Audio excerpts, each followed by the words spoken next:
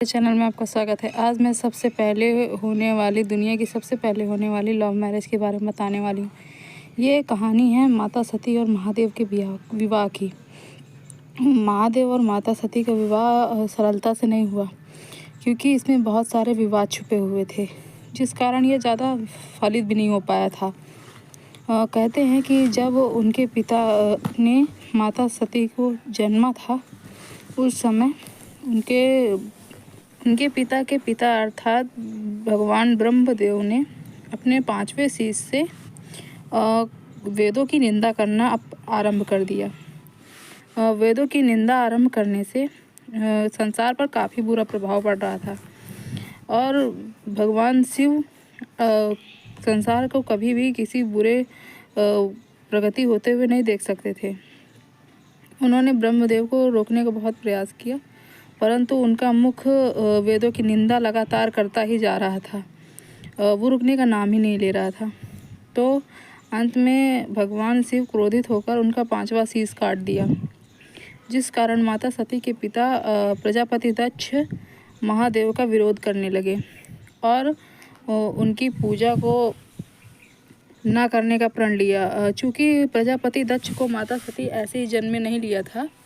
प्रजापति दक्ष ने स्वयं तपस्या की थी और महादेव और सती को मिलवाने का निर्णय लिया था, और भगवान से वही कामना की थी कि वो ही माता सती और भगवान शिव का विवाह करवाए।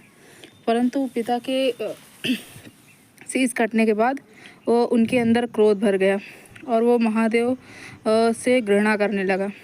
उसने काफ़ी प्रयास किए माता सती को उनसे दूर करने की, परंतु माता सती थी तो आदिशक्ति का रूप, वो उनसे कहाँ दूर हो सकती थी।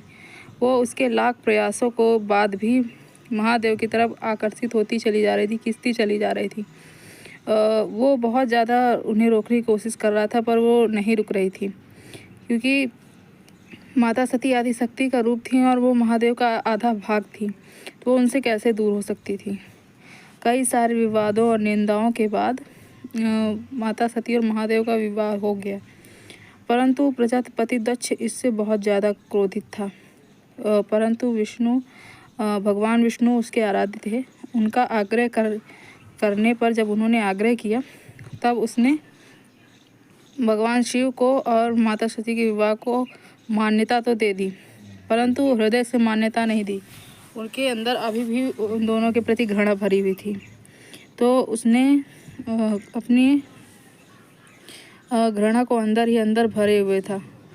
महादेव और सती कुछ दिनों तक सारी रस्में करके कैलाश जाने का समय आया, तो प्रजापति दक्ष ने एक चाल चली और उन्हें जमाता बनाकर यहीं रोकने का प्रयास किया, परंतु माता सती ने महादेव को रोकने से मना कर दिया, जिससे प्रजापति को क्रोध तो आया, पर उसने कुछ नहीं बोला।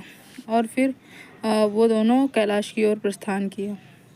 कैलाश में प्रस्थान करने के बाद एक बार महादेव अपने आसन पर बैठकर एक मंद मुस्कान के साथ अपनी तपस्या में लीन थे। तभी माता सती उनके पास आई और उन्होंने इस मुस्कान का कारण पूछा, और वो भगवान राम का जाप कर रहे थे महादेव। तो माता सती ने यह भी पूछा कि आप तो स्वयं ईश्वर हैं, तो आप भगवान राम नाम क्यों ले रहे हैं? तो भगवान राम आखिर कौन है?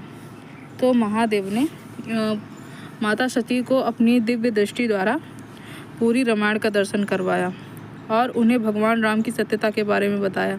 जब भगवान शिव ने कहा कि भगवान राम अपने ईश्वरत्व को रूप को जानते हुए भी इस तरह के संसार के कष्टों को झेल रहे हैं, तब माता सती को उन पर शक हुआ, क्योंकि इस मनुष्य रूप में तो स्वयं वो भी थी, पर वो अपने अस्तित्व को नहीं जानती थी।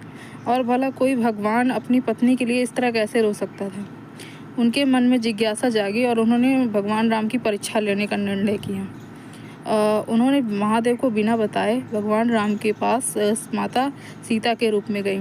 भगवान राम ने माता सीता के रूप में उन्हें देख तो लिया, पर उन्हें तुरंत पहचान लिया और उनसे प्रणाम किया। माता सती को यह सुनकर थोड़ा अजीब लगा। फिर उसी समय वहाँ पर महादेव आ गए। महादेव ने भगवान राम से थोड़ा बहुत बातें की और कैलाश आ गए। महादेव माता सती से बहुत क्रोधित थे, इसलिए उन्होंने उनसे वावंगी होने का अधिकार छीन लिया। ओके गाइस, वीडियो पसंद आया तो लाइक शेयर सब्सक्राइब।